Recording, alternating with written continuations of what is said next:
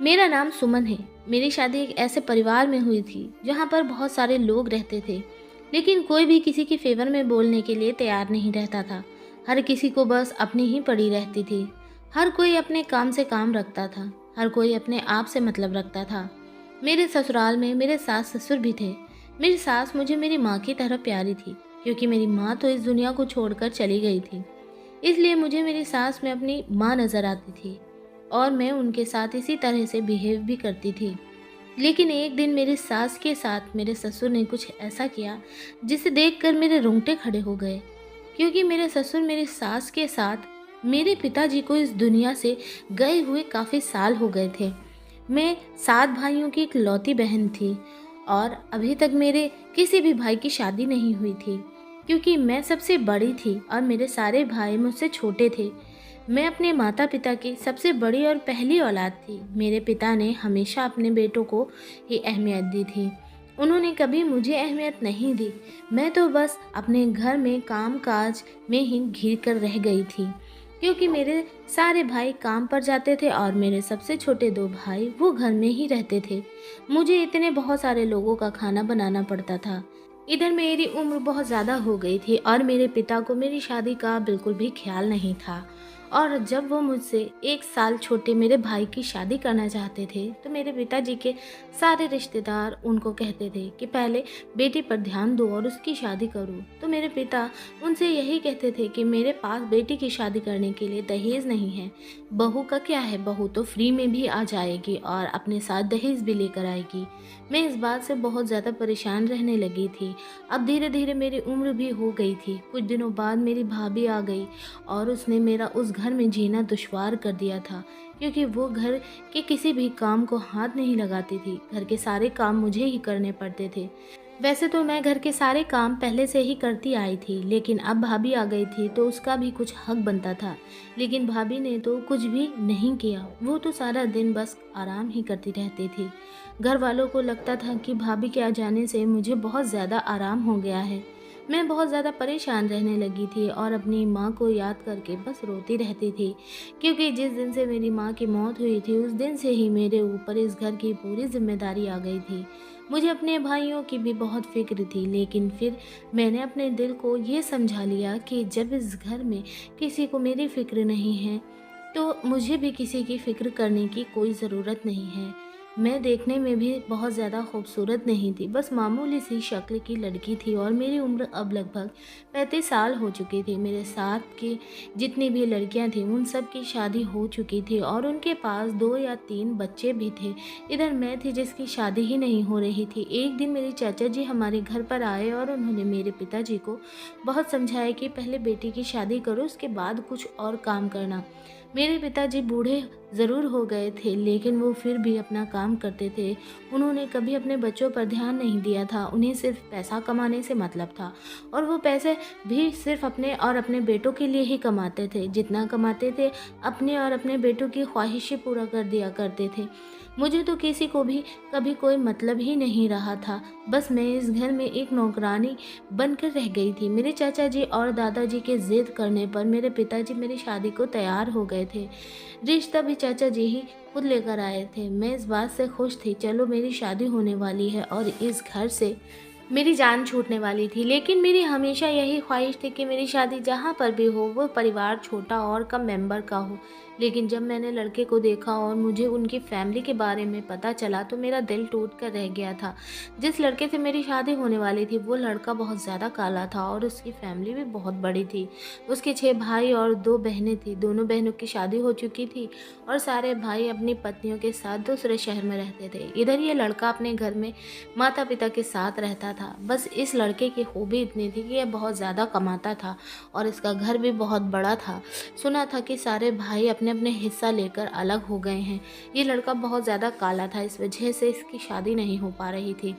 इसी वजह से मेरे चाचा जी यह रिश्ता लेकर आए थे, क्योंकि इधर मेरी शादी करने का तो मेरे पिता का कोई इरादा ही नहीं था और मेरे रिश्ते भी नहीं आते थे, क्योंकि मेरी उम्र भी काफ़ी हो चुकी थी। इसलिए मेरे पिताजी ने इस रिश्ते के लिए हाँ कर दी। इस रिश्ते की हाँ करने की सबसे बड़ी वजह यह थी कि लड़के वालों को दहेज नहीं चाहिए था, क्योंकि उनके पास भगवान का दिया सब कुछ था। लड़के की माँ ने आकर मुझे सोने की अंगूठी पहना दी। मैं खुश थी कि चलो मेरी शादी तो होने जा रही है और फिर एक ऐसे परिवार में होने जा रही है जहाँ मेरा पति बहुत ज़्यादा अमीर है। शक्ल सूरत से क्या होता है, इंसान की कमाई अच्छी होनी चाहिए।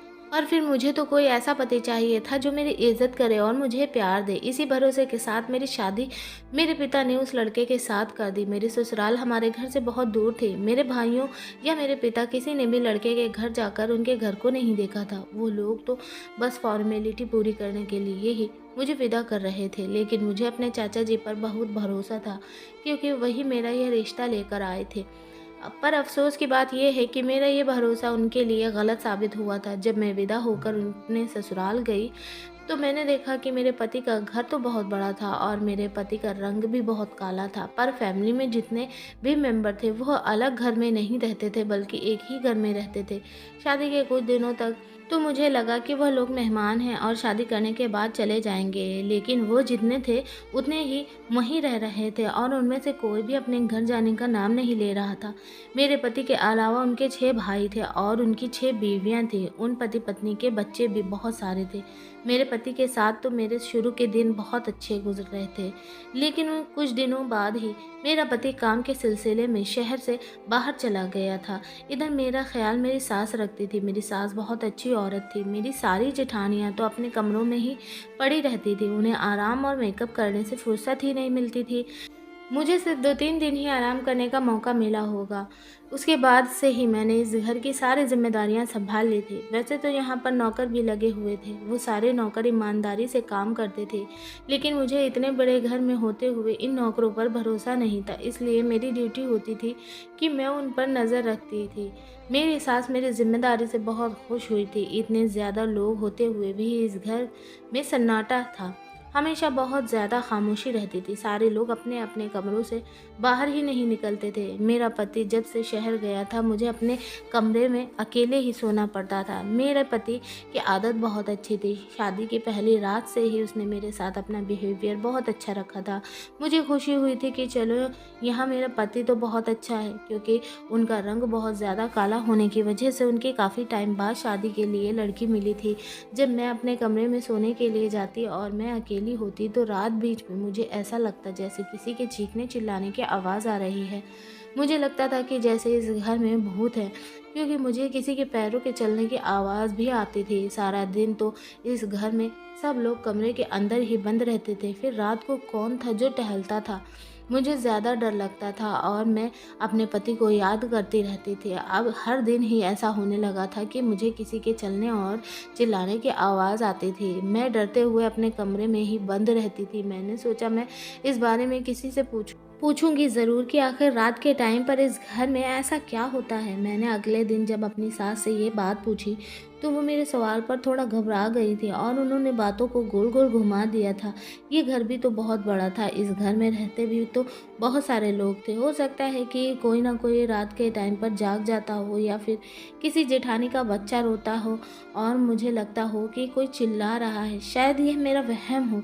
मैंने अपने दिल को समझा लिया था। वैसे भी मुझे तो कोई किसी तरह का नुकसान नहीं पहुंचा रहा था, इसलिए मुझे अपनी गृहस्थी पर ध्यान देना था। मुझे इधर उधर दिमाग दौड़ाने की कोई ज़रूरत नहीं थी। इस घर की हमेशा की खामोशी से मैं बहुत ज़्यादा बोर हो गई थी।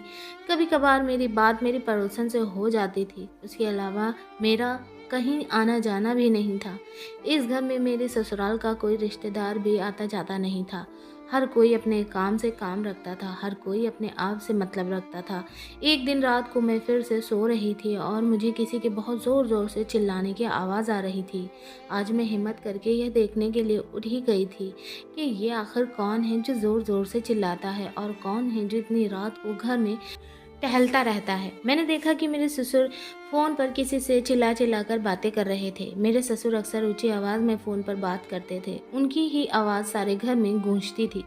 छोटी छोटी सी बात पर गुस्सा करना, लड़ना झगड़ना, अपनी मनमानी करना और फ़ोन पर लंबी लंबी गपशप करना मेरे ससुर का यही काम था, क्योंकि वो कोई काम नहीं करते थे और घर में ही रहते थे। सुना था कि घर के सारे लोग मेरे ससुर से बहुत ज़्यादा डरते हैं।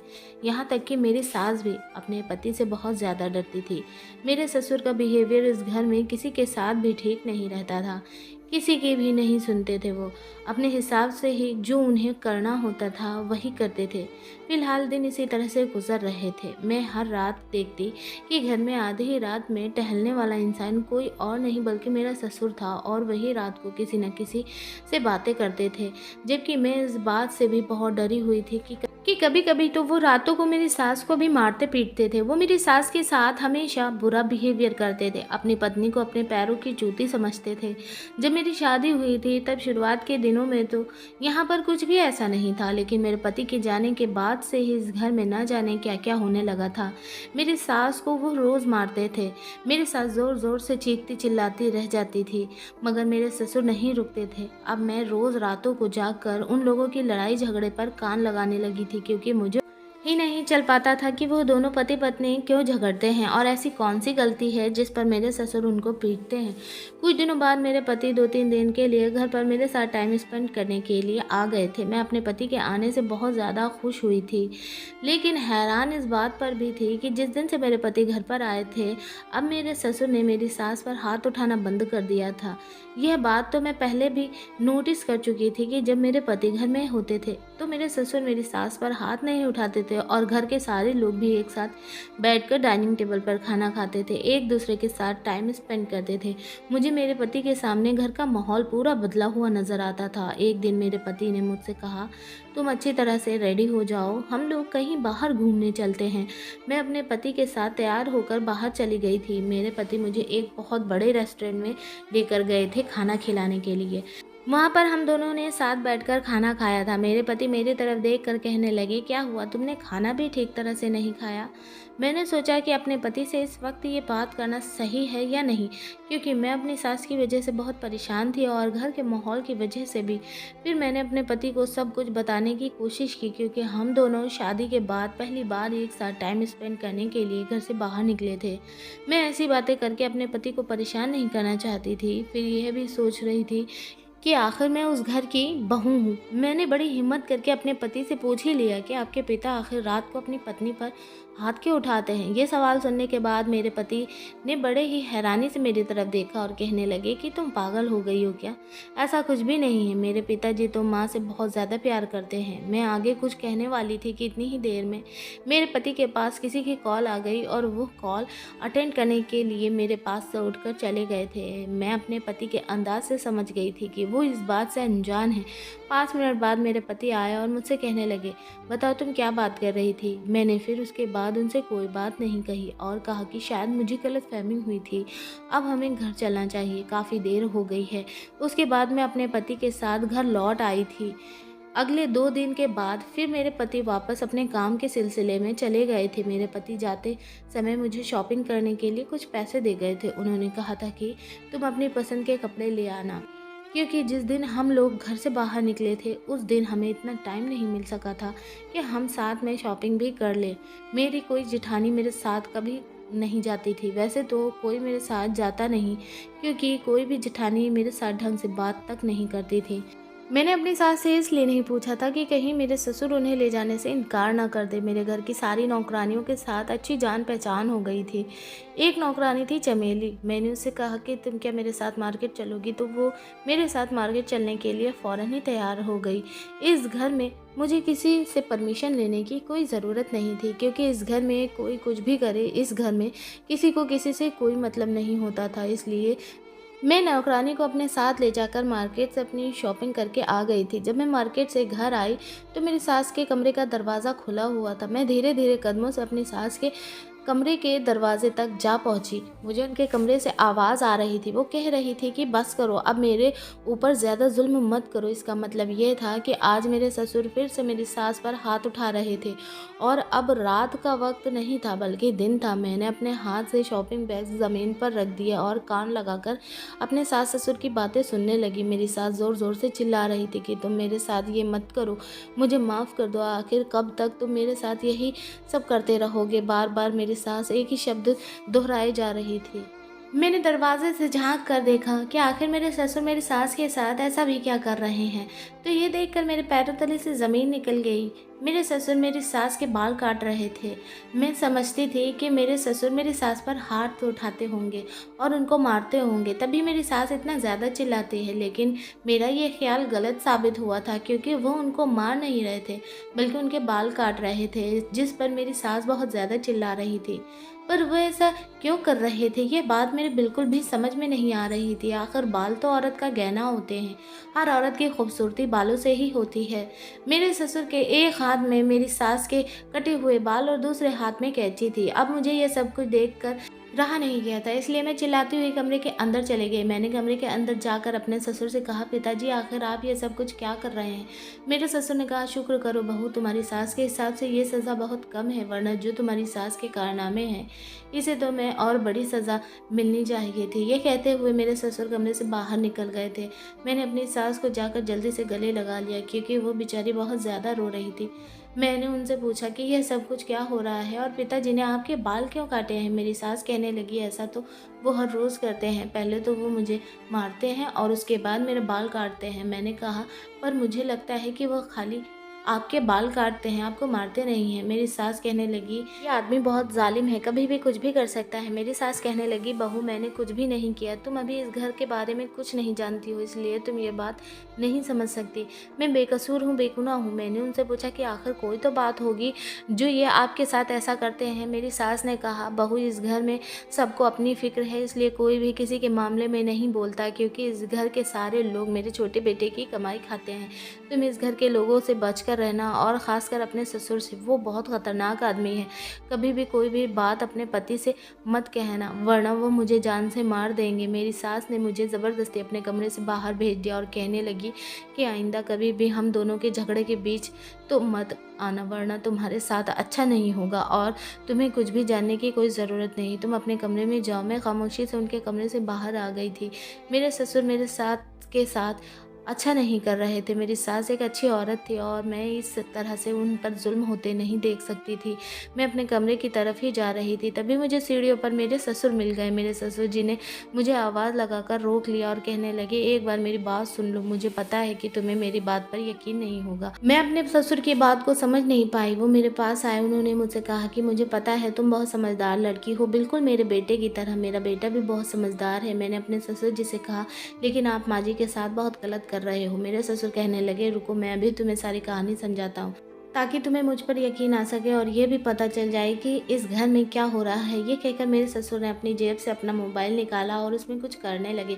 फिर उन्होंने मोबाइल के अंदर कुछ फ़ोटोज़ लगाकर मोबाइल मेरी तरफ बढ़ाते हुए कहा कि ये देख लो, मुझे उम्मीद है कि आज के बाद तुम कभी मुझे गलत नहीं समझोगी। मेरे ससुर कहने लगे, मैं कोई बुरा इंसान नहीं हूँ, लेकिन जब कोई मर्द अपनी पत्नी से बेवफाई देखेगा तो फिर वह अपनी पत्नी पर किसी न किसी तरह से तो रोक लगाएगा ही। वो फ़ोटोज़ देखकर मेरे पैरों तले से ज़मीन निकल गई थी। मुझे अपनी आंखों पर विश्वास नहीं हो रहा था। अभी मैं फ़ोटोज़ देख ही रही थी कि अचानक सीढ़ियों पर मेरी सास आ गई और उन्होंने मेरे हाथ से मोबाइल छीनकर अपने पास रख लिया और मेरा हाथ पकड़कर मुझे खींचने लगी। कहने लगी, तुम अभी तक अपने कमरे में नहीं गई हो। मैं अपनी सास से कुछ कहती, तभी वो बोल पड़ी और कहने लगी, तुम कुछ नहीं जानती और ना ही कुछ समझती हो। चलो अपने कमरे में जाओ और दोबारा हम दोनों के बीच पड़ने की कोई ज़रूरत नहीं। मैंने झटके से अपनी सास से अपना हाथ छुड़वाया। वो आंखें फाड़कर मेरी तरफ देख रही थी। मैंने बड़ी गौर से अपनी सास की तरफ देखा था। रात के टाइम पर फिर वही चीख चिल्लाने की आवाज़ें आ रही थी। मेरी सास के बाल बहुत लंबे लंबे थे। मेरे ससुर उनके बाल काट काट कर उनको आधा गंजा तो कर ही चुके थे। मेरी सास हमेशा अपने सर पर पल्लू रखकर घूमती थी। कई दिन इसी तरह से गुजर गए। मेरे पति जब घर आते तो इस घर का माहौल बहुत अच्छा हो जाता था, जब वापस चले जाते तो फिर से बिगड़ जाता था। मैं अपने पति को ये सब कुछ बताने की कोशिश करना चाहती थी, पर मेरी सास ने मुझे सख्ती से मना कर दिया था और कहा था कि तुमने अगर अपने पति को कुछ भी बताया तो तुम्हारे लिए अच्छा नहीं होगा, मैं तुम्हें इस घर से बाहर निकलवा दूंगी। मुझे बहुत ज़्यादा टेंशन रहने लगी थी। मेरे समझ में नहीं आ रहा था कि आखिर इस घर में हो क्या रहा है। टेंशन और चीखों की आवाज़ से मैं सो तक नहीं पाती थी। सारी रात मुझे जागते जागते गुजर जाती थी। मेरी सास मेरे पति की माँ थी और मुझे बहुत प्यारी थी, क्योंकि उन्होंने कभी भी मेरे साथ सास होने जैसा सलूक नहीं किया था। इन्हीं सब बातों की वजह से मैंने अपने दिल को बहुत टटोला, लेकिन मुझे कभी भी ऐसा महसूस नहीं हुआ था कि मेरी सास ऐसी हो सकती है। फिर अगला दिन निकला और मैं हैरान रह गई। मेरे ससुर मेरी सास के साथ और मेरे साथ बहुत ज़्यादा अच्छा बिहेवियर कर रहे थे। मुझे लगा कि शायद मेरे ससुर को एहसास हो गया है कि औरत पर हाथ उठाना अच्छी बात नहीं होती। मैंने उन दोनों में बहुत ज़्यादा प्यार देखा था। मैं बहुत खुश हुई थी कि चलो अच्छा हुआ, आपस में प्यार मोहब्बत होना बहुत ज़रूरी है। और अब काफ़ी दिनों से मेरे ससुर मेरी सास के साथ कुछ भी गलत नहीं कर रहे थे। अब मैं बेफिक्र हो गई थी और मेरे दिमाग से टेंशन भी निकलने लगी थी। दिन अच्छे गुजर रहे थे। एक दिन रात के लगभग 9 बज रहे थे। मैं अपने कमरे में बैठी हुई टीवी देख रही थी। मैंने देखा कि मेरे ससुर मेरे कमरे में आए। जल्दी से मैंने उनको देखकर अपने सर पर पल्लू रख लिया था। मैंने उनसे कहा, पिताजी आपका यहाँ पर आना कैसे हुआ? तो उन्होंने कहा, बहू मैं तुम्हारे लिए अपने हाथ से बनी हुई चाय लेकर आया हूँ। तुम्हारी सास और तुम्हारे पति को भी मेरे हाथ की चाय बहुत पसंद है। मैंने सोचा कि जब से बहू घर में आई है कोई उससे अच्छे से मिलता तक नहीं है, इसलिए मैं तुम्हारे लिए चाय बना कर लाया हूँ। चाय पियो और बताओ कि मेरे हाथ की चाय कैसी है। मेरे ससुर का मूड बहुत ही अच्छा लग रहा था। मैं हैरत से अपने ससुर की तरफ देख रही थी। ना जाने इतने दिनों से मेरे ससुर को क्या हो गया था। वह तो मेरी सास के साथ साथ मुझ पर भी मेहरबान हो रहे थे। मैंने चाय का कप उनके हाथ से ले लिया और उनसे कहा कि शुक्रिया पिताजी। मैंने अपने ससुर से कहा कि अभी चाय थोड़ी गर्म है, मैं इतनी गर्म चाय नहीं पीती, जब ठंडी हो जाएगी तो पी लूँगी। मेरे ससुर ने कहा, नहीं बहू मेरे सामने पियो, मैं तुम्हारे मुँह से अपनी तारीफ़ सुनना चाहता हूँ। मैंने कहा, पिताजी अभी मैंने 2-3 गिलास पानी पी लिया है, इसलिए मेरा पेट थोड़ा फूल रहा है। थोड़ी देर बाद आप आएंगे तो आपको मेरे चाय का कप खाली मिलेगा और मैं आपकी तारीफ़ अभी ही किए देती हूँ। चाय अच्छी हो या ना हो, आप मेरे पिता समान हैं और भला कोई बेटी अपने पिता की दी हुई चीज़ की बुराई कर सकती है? हमेशा तारीफ़ ही करती है। मेरे ससुर बोले, अच्छा तो ये बात है। उन्होंने मेरे सिर पर हाथ रखा और कहने लगे, जीती रहो। मैं चाहता हूँ तुम हमेशा इस घर में खुश रहो और चाय ज़रूर पी लेना। मैंने हाँ में सिर हिला दिया। मैं उठी और चाय का कप उठाया और वॉश बेसिन में जाकर चाय को फेंक दिया और कप वापस लाकर टेबल पर रख दिया, क्योंकि मेरा चाय पीने का बिल्कुल भी मन नहीं कर रहा था। रात के टाइम पर अगर मैं चाय पी लेती तो मुझे खाना डाइजेस्ट नहीं होता था, बहुत ज़्यादा प्रॉब्लम हो जाती है। अब ये बात मैं अपने ससुर से तो नहीं कह सकती थी, लेकिन मुझे खुशी थी कि मेरे ससुर के अंदर अब काफ़ी ज़्यादा बदलाव आ चुका था। काफ़ी टाइम से मेरे ससुर आधी रात के टाइम पर मेरी सास पर भी कोई अत्याचार नहीं करते थे, बल्कि वो तो उन पर अत्याचार करना ही भूल चुके थे। मुझे बहुत रात हो गई थी टीवी देखते हुए, इसलिए मैंने टीवी ऑफ किया और अपने पति से चैटिंग पर बातें करने लगी। इस टाइम पर वो भी अपने रूम में आराम कर रहे होते थे, लेकिन इस टाइम पर मुझे महसूस हुआ जैसे किसी की परछाई मेरे कमरे की तरफ आ रही है। मैं बहुत डर गई थी। अपना मोबाइल बंद किया और आंखें बंद करके लेट गई। किसी ने दरवाज़ा खोलकर शायद मुझ पर नज़र डाली और दोबारा से दरवाज़ा बंद कर दिया। मैं समझ गई थी कि मेरे कमरे के अंदर कौन आया था। मैं दोबारा से अपने पति से चैट पर बात करने लगी, लेकिन मुझे कमरे के बाहर कुछ खटपट की आवाज़ आ रही थी। मैंने अपना मोबाइल रख दिया और मैं चुपके चुपके अपने कमरे से देखने के लिए बाहर निकल गई कि आखिर बाहर हो क्या रहा है। मैंने देखा कि मेरे ससुर मेरे सास के मुंह पर हाथ रखकर उनको न जाने कहाँ लेकर जा रहे थे। मैं उनके पीछे पीछे जा रही थी और मैं ये देखकर हैरान रह गई थी कि इस घर में एक बेसमेंट भी बना हुआ था। इसके बारे में मुझे तो कुछ भी पता नहीं था। वह मेरी सास को ज़बरदस्ती खींचते हुए बेसमेंट के अंदर ले जा रहे थे। मैं भी दबे पाँव उन लोगों के पीछे पीछे जाने लगी। मेरे ससुर बेसमेंट के अंदर मेरी सास को लेकर चले गए थे, लेकिन उन्होंने बेसमेंट की सीढ़ियों का दरवाज़ा खुला छोड़ दिया था, इसलिए मैं भी उस बेसमेंट के अंदर खामोशी से चली गई। बेसमेंट के अंदर एक छोटा सा कमरा बना हुआ था। मेरी सास को कमरे के अंदर मेरे ससुर लेकर जा चुके थे और मैं वहीं पर ठहरकर उनकी बातें सुनने लगी। मेरे ससुर ने मेरी सास को कुर्सी पर बिठाकर रस्सी से बांध दिया। इस बेसमेंट में कोई और भी मौजूद था। मेरे ससुर उससे भी बातें कर रहे थे। उसके बाद मेरे ससुर ने मेरी सास से जो कहा उसे सुनकर तो मेरे होश ही उड़ गए थे। मेरे ससुर ने कहा कि तुम्हारे इस घर में जितनी भी दौलत है यह सब तुम्हारे इकलौते बेटे की है।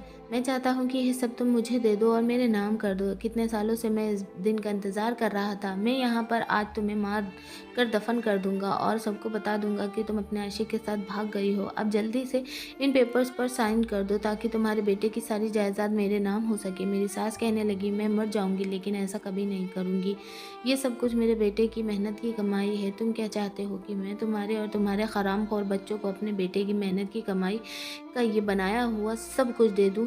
तुम शुक्र करो कि कितने सालों से मैंने तुम्हारी ये सच्चाई अपने बेटे से छुपा कर रखी है और अब तो मुझे सच्चाई अपनी बहू से भी छुपानी पड़ रही है। मेरे ससुर ने मेरी सास के मुंह पर जोरदार थप्पड़ मार दिया और उन्होंने कहा कि उसे तो आज मैंने चाय में नींद की दवाई मिलाकर बेहोश कर दिया है। जब उसकी सुबह आँख खुलेगी तो पता चलेगा कि उसकी सास तो अपने आशिक के साथ भाग चुकी है, क्योंकि जो फ़ोटो मैंने उसे दिखाए थे उसने उन फ़ोटोज़ पर यकीन कर लिया था। दरअसल उस दिन मेरे ससुर ने मोबाइल में जो फ़ोटोज़ दिखाए थे वो मेरी सास के फ़ोटोज़ थे, जो काफ़ी अश्लील तरीके से लिए गए थे, और मेरे ससुर ने दूसरे मर्दों के साथ उन फ़ोटोज़ को मेरी सास के साथ एडिट कर दिया था, जबकि ये सारी फ़ोटोज़ मेरी सास के साथ मेरे ससुर ने खुद अपने मोबाइल से लिए थे। अब मैं आप लोगों को बताती हूँ कि आखिर यह सब माजरा क्या है। दरअसल ससुर जी जो थे वो मेरी सास के दूसरे पति थे और मेरे पति मेरी सास के पहले पति के इकलौते बेटे थे। जब मेरी सास की शादी हुई थी तब वो विधवा हो गई थी और मेरी सास की पहली शादी जहाँ हुई थी वो आदमी बहुत ज़्यादा अमीर था। उसने अपने मरने से पहले ही अपने होने वाले बच्चे के नाम अपनी सारी जायदाद कर दी थी, क्योंकि जब मेरी सास के पहले पति की मौत हुई थी तब वो प्रेग्नेंट थी। मेरी सास के माता पिता ने मेरी सास की शादी मेरे दूसरे ससुर के साथ करवा दी। उनके पहले से ही इतने ढेर सारे बच्चे थे। मेरी सास के पास अपने पति की सारी जायदाद मौजूद थी, इसलिए मेरी सास ने अपने इकलौते बेटे को खूब पढ़ाया लिखाया और उसे अपने पति का बिजनेस दोबारा से स्टार्ट करने का हौसला दिया। जबकि मेरी सास के दूसरे पति के बच्चों ने इस बात का बहुत फ़ायदा उठाया और उनकी जायदाद पर ऐश की। ये बात नहीं जानता था कि ये उनका दूसरा पिता है। यह बात मेरी सास ने उनसे इसलिए छुपाई हुई थी क्योंकि उनका बेटा बचपन से ही बहुत समझदार था। बहुत से बच्चे दूसरे पिता या दूसरे माँ को एक्सेप्ट बड़ी मुश्किल में कर पाते हैं, लेकिन मेरे पति ने तो जब से आंखें खोली थी मेरे ससुर को ही अपना पिता समझा था। इसलिए मेरी सास ने मेरे पति को बताने के बारे में कभी नहीं सोचा। लेकिन जब मेरा पति जवान हुआ और उसने अपने पहले पिता के बिजनेस को दोबारा से स्टार्ट कर दिया और उसने उसके बिजनेस को खूब बढ़ावा दिया, पैसे से खूब पैसा कमाया, तो ये बातें मेरे ससुर को अच्छी नहीं लगी, क्योंकि उनकी कोई भी औलाद ऐसी नहीं थी जो मेरे पति का मुकाबला कर सकती। मेरी सास के पहले पति की कमाई पर वो लोग पल रहे थे और मेरे पति के काबिल होने के बाद भी ये सब लोग मेरे पति के ही घर में रह रहे थे और उनकी मेहनत की कमाई से सब लोग खर्च पानी कर रहे थे। लेकिन मेरे पति ने अपनी कमाई से जो कुछ भी लिया था वो सब कुछ अपनी माँ के नाम कर दिया था। मेरे ससुर अब ये सारी जायदाद अपने नाम करवाना चाहते थे और काफ़ी टाइम से मेरी सास को इसके लिए ब्लैकमेल कर रहे थे कि वो उनको अपनी सारी जायदाद दे दें। मेरे ससुर मेरे पति के सामने तो बहुत अच्छे तरीके से इसलिए रहते थे क्योंकि वो कभी भी नहीं चाहते थे कि मेरे पति को कुछ भी पता चले। कोई बात पता चल गई कि वो मेरे सास के दूसरे पति हैं और उनके बच्चे भी मेरे सास के नहीं बल्कि मेरे ससुर की पहली पत्नी के हैं, तो मेरा पति कभी भी उन लोगों को हमारे घर में बर्दाश्त नहीं करेगा और मेरे पति का दिमाग तो कभी भी घूम सकता है, वो उन लोगों को घर से बाहर निकाल सकता है। मेरे ससुर मेरी सास से पेपर पर साइन करवाने के बाद उन्हें मार देना चाहते थे और उनके मरने के बाद सबको ये बताते कि मेरी सास का अफेयर किसी और के साथ चल रहा था, वो अपने आशिक के साथ भाग गई है। मेरी सास बूढ़ी ज़रूर हो गई थी लेकिन वो बहुत ही ज़्यादा खूबसूरत थी। उन्हें देखकर कहीं से भी नहीं लगता था कि वो बूढ़ी हैं। कमरे के अंदर जो दो लोग मौजूद थे वो मेरे ससुर के दो बड़े बेटे थे जो कि मेरे पति की दौलत को हथियाना चाहते थे।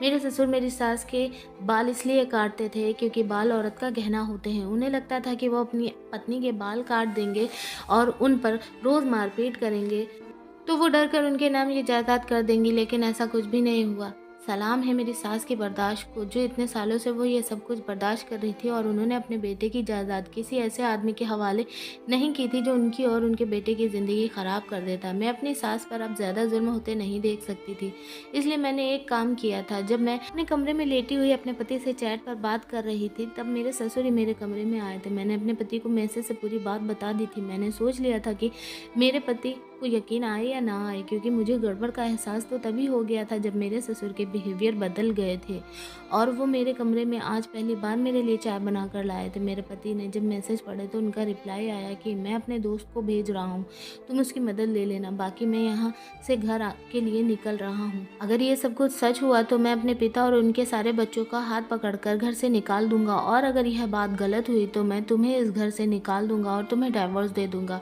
मैंने अपने पति से कहा था कि तुम अपने दोस्त को भेज देना, मुझे सब कुछ मंजूर है। मैं बेसमेंट की सीढ़ियों से चढ़ती हुई दरवाजे पर आ गई और मैंने देखा कि मेरे पति के एक दोस्त आ गए थे। मेरे पति के दोस्त होने के साथ साथ वो एक पुलिस ऑफिसर भी थे, क्योंकि मैंने अपने पति को ये बताया था कि आपके पिता रोज़ रात को आपकी माँ को मारते हैं और उनके बाल काटते हैं। अगर आप आकर यहाँ पर देख सकते हो तो खुद देख लो। और मुझे लगा था कि आज भी वो यही सब कुछ करने वाले हैं, क्योंकि वो ये चेक करने के लिए आए थे कि मैं सो रही हूँ या नहीं। अगर उन्हें पता चल जाता कि मैं रात को सोई नहीं हूँ बल्कि उन पर नज़र रख रही हूँ, तो वो मुझसे सावधान हो जाते। मैं अपने पति के दोस्त को नीचे बेसमेंट में ले गई और उन्होंने जब अपनी आंखों से ये सब कुछ देखा कि मेरे ससुर और उनके बेटे मेरी सास को करवाने के लिए मार रहे हैं और फोर्स कर रहे हैं, तो उन्होंने मेरे ससुर और उनके दोनों बेटों को अरेस्ट कर लिया और उनको पुलिस स्टेशन ले गए। जब सुबह हुई तब मेरे पति भी घर आ चुके थे, क्योंकि उनके दोस्त ने मेरे पति को फ़ोन करके सारी बात बता दी थी। मेरे पति के सामने सारी सच्चाई खुलकर आ चुकी थी, इसलिए उन्होंने अपने पिता और उनके सारे बेटों पर केस कर दिया। मेरी सास ने भी कोर्ट में गवाही दी, इसलिए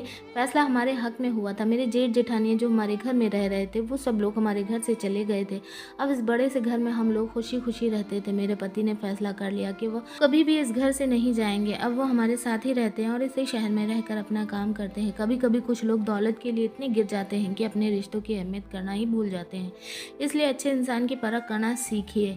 जो अच्छा है उसके साथ अच्छा सा सलूक करिए, बुरा है उसकी बुराई को ख़त्म करने की कोशिश कीजिए। मेरे ससुर ने तो मेरी सास से बहुत माफ़ी मांगी थी, पर शायद वह माफ़ी के काबिल नहीं थे, क्योंकि वो बहुत बड़ी गलती करने जा रहे थे। वो मेरी सास को जान से मारने जा रहे थे। अगर मैं मौके पर उन लोगों को नहीं देखती तो शायद ये रात मेरी सास के साथ इस घर में ही दफन हो जाता। दोस्तों, उम्मीद करती हूँ आपको हमारी कहानी पसंद आई होगी। कहानी पसंद आई है तो वीडियो को लाइक और चैनल को सब्सक्राइब ज़रूर कीजिएगा। वीडियो को पूरा देखने के लिए आपका तहे दिल से धन्यवाद। हम आपको मिलेंगे एक और ऐसी बेहतरीन वीडियो में। तब तक के लिए धन्यवाद। आपका दिन शुभ हो।